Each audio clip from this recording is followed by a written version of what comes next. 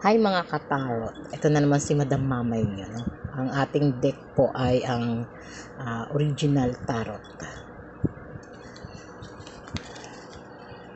Ano ang iniisip at nararamdaman ng ex ko ngayon? Wala na kaming connection. Collective timeless reading lang po ito. Kung kailan mo lang po ito mapapanood sa tamang oras, ito'y para sa'yo, no? Tapusin mo ito para yung message po ay makuha mo ng tama. Sa mga interesado naman po, no, na magpa-private reading, nasa link po yung description, no? At kung gusto naman po, no, sa live reading, everyday po akong open sa TikTok, no? Doon naman sa mga sa Facebook po, no, Madam Mamay po. Mag-message lang kayo doon anytime po. Salamat. Ano ang iniisip at nararamdaman ng ex ko ngayon? Wala na kaming connection.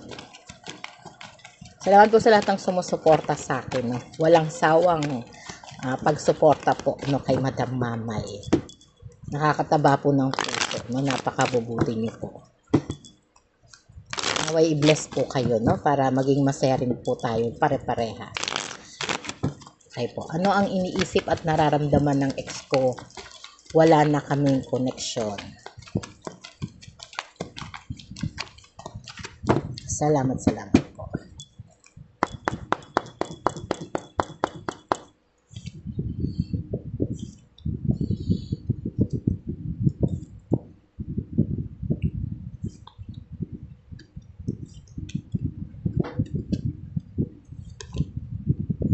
Ang person mo, no, ay sa ngayon ay talagang sinikap niya po, no, na balansehin yung kanyang buhay, yung sitwasyon niya, no, na kahit napakahirap po, no, ng nangyari, no, sa hiwalayan nyo o bigla ang nagkaroon ng ghost, no, para lang talagang walang nangyari, no, parang bigla na lang po siyang nawala, no. Ito yung energy na sinasabi po ng person mo, no, na napakahirap mo pong makalimutan, no. At ikaw yung tao na talagang kung mayroon siyang babalikan, no, ikaw po yun, no. Sa ngayon, no, wag mo lang irarush, no. Wag mo lang talagang irarush dahil merong iba dito, no, na may pagkakataon pa kayong magkita ng person mo. Pero yung ilan po, no, talagang nag-ending na. Na doon sa mga nag-ending, no, gawin niyo na lang tong parte, no, ng buhay niyo, no. No, talaga kanya emosyon kahit hindi pa niya masinikap kong yung energy na ayos yung yan after no, tapos mga up no, yung mga biglaan at sinasabi po ng ones, no, na naka-reverse, no, yung energy na masyado siyang nag-overthinking, no, bago po talaga siya naka-recover ito next ninyo, no? At iniisip niya, no, kung malalagpasan niya ba o talagang wala nang pagkakataon, no, para kayo'y magkaroon ulit ng second chance, no. Kahit na mayroon pong trust issue, no, sa connection ninyo ay nananatili po, no, yung pag-overthinking niya, no. At ito yung energy na yung takot niya, no, yung takot niya na mawala ka ng tuluyan, no, yung takot niya na minsan po nagpapaiba-iba siya, no, ng emosyon na gusto niya ulit bumalik sa iyo, no. At nga niya, no, siyang malinaw na direksyon, no. Wala siyang malinaw na direksyon sa panahon na bigla kayong nagkahiwalay o biglang nag-ghost ang isa sa inyo, no. Parang hindi niya kasi alam kung ano yung next step na gagawin niya, no, lalo na po regarding sa iyo, no, kasi hindi pinlano o niya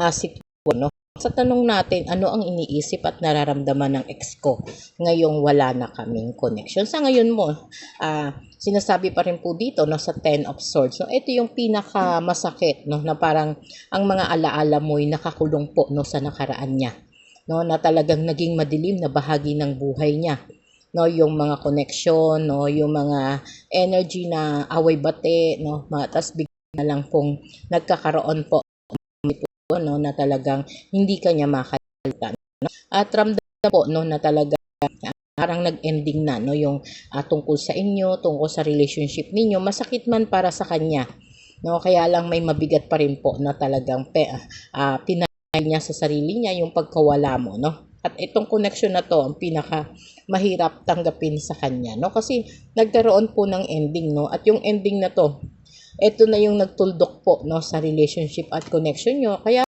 pagdesisyon po na talagang umalis po, no, nang hindi nagpapalam, no, yung iba talagang ikaw mismo po ang nakipaghiwalay, no.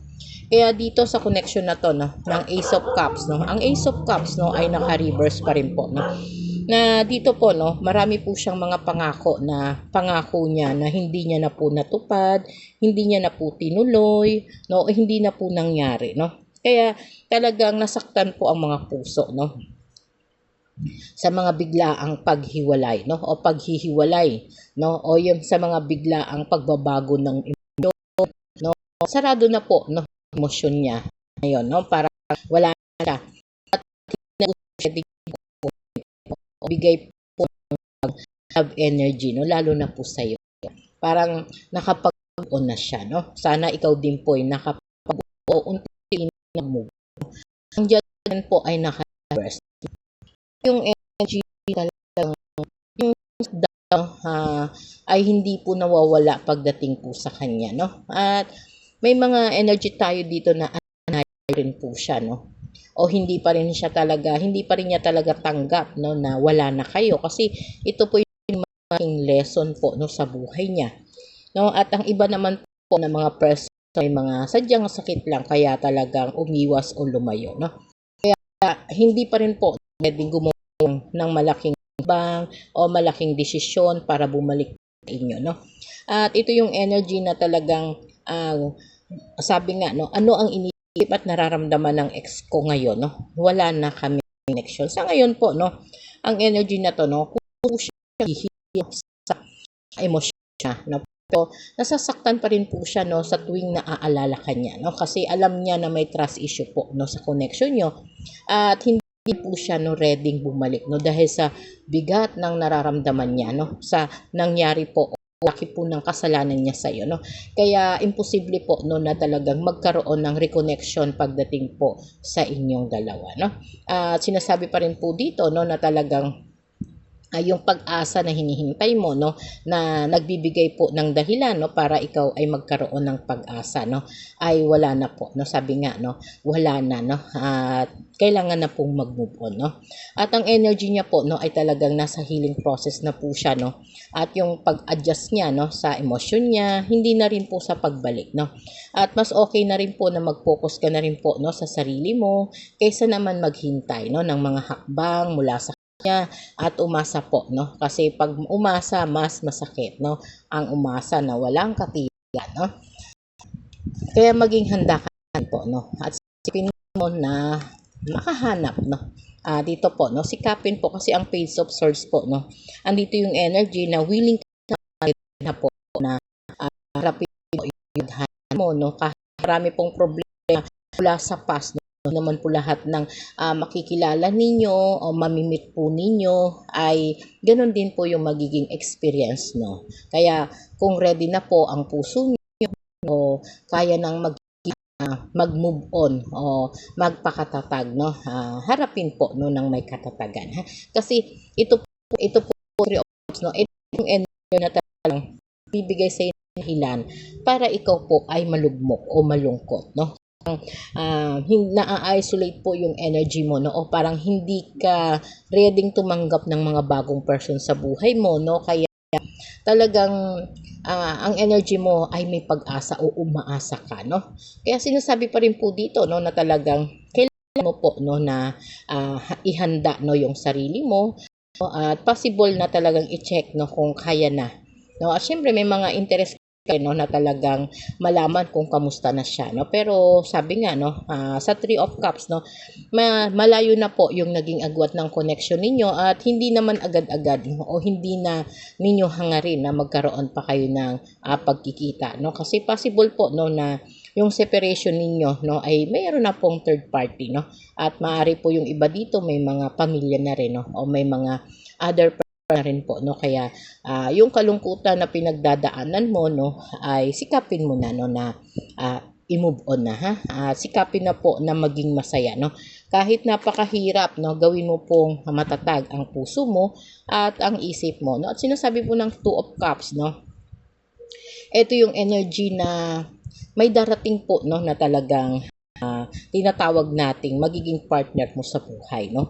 At ito yung partner mo na magbibigay sa iyo ng pagkakataon na talagang masasabi natin na siya yung magbibigay ng malalim na pagmamahal, na talagang yung connection nyo, no, kahit ulan, umaraw, no, o may mga pagsubok na pagdadaanan, no, ito po ay magiging matatag, no, at possible po na mauwi, no, sa isang magandang usapin na pang long term po, no. Pero syempre nandiyan rin po yung emotional bond mo, no, na kailangan ring ingatan, no, at may chance po, no, na talagang mo ng pagkakataon, no, yung mga taong bago nating sa buhay mo, no. At kung bumalik man siya, no, at may feelings ka pa, no, isipin mo kasi ano mo pa ba ulit no, sa susunod na pagkakataon, no. Syempre may mga time na iisipin mo lang siya o bahagi po siya ng buhay, no. At ang the strength, ito yung energy na kailangan mong magpakatatag, no, at magpakatapang, talagang mo, no, yung takbo ng tadhana ng buhay, no, na magkaroon ka po, no, ng sarili mong buhay at magkaroon po, no, ng pag-grow sa sarili, na makontrol mo na po, no, yung mga emosyon na yung pa, no, ay tapakan, kumbaga, no, itapon mo na po sa past. Mas magiging kalmado po, no, ang emosyon mo, ang sarili mo, at may pag-asa po, no, na talagang lumago ka pa at magkaroon ng mas, no. Kaya kung magre-relate man siya, no, na may pamilya ka na, mas mainam na pakita po, no, na mas stable ka ngayon, no, at mas magiging masaya ka, no. Kaya sa future po, no, kung talagang naalala ka pa rin niya, no, magkaroon man siya ng possibility na puntahan ka niya, balikan ka niya, o magkaroon ng reconnection, mag-isip kang mabuti, no. Kasi ang pagmamahal po, no, hindi po nagdudulot yan, ha, ng pahirap, sakripisyo sa ating buhay. Ang pag-ibig po ay nagdadala po, no, ng kasiyahan. Ang sacrifice po, no, ay kailangan nating pag-isipan, ha. Pero kung handa ka pa rin po, no, na talagang maranasan ulit, no, yung ganitong pamumuhay tungkol sa isang relationship na bigla kang nag-ghost o pinagpapalit sa third party, kung ready ka ulit masaktan, no, nasa sayo po yun, no. Kaya mo na rin pong mag-mature, no, pagdating po sa pag-ibig, no. Ang pag-ibig po, no, ay magdudulot yun ng kasiyahan, no, diyan yung makakasama, no, yung taong susuporta sa inyo, magmamahal sa inyo at aalaga sa inyo, no.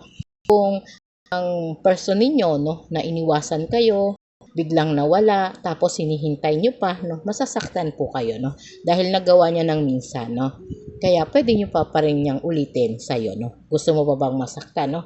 Kung gusto mo masaktan, it's up to you po, na talaga may siya na magkaroon ng reconnection, no. Siyempre, hindi dapat ibase, no, yung emosyon mo, lagi isa na sa kumbaga, mayroon naman pong mga tao na darating sa buhay mo, no, at doon sikapin mo na mai-adjust mo po yung pagmamahal na ni-reject niya, no, at ipakita mo sa kanya, no, na talagang ready ka at karapat-dapat kang mahalin, yun po, no, kasi deserve mo po na masuklian din, no, ng pagmamahal, ang pagmamahal na ibinibigay mo, no. Hindi mo deserve ang mag-sacrifice, no, kasi much more na mahalin mo po ang sarili mo, mas mamahalin ka po ng mga taong mahalaga sa buhay mo. Okay, yan po, no. Salamat kung may mga tanong po kayo, no, at gusto ng kalinaw, no, live po tayo lagi sa TikTok. Okay po, maraming pong salamat po sa ating suporta, no.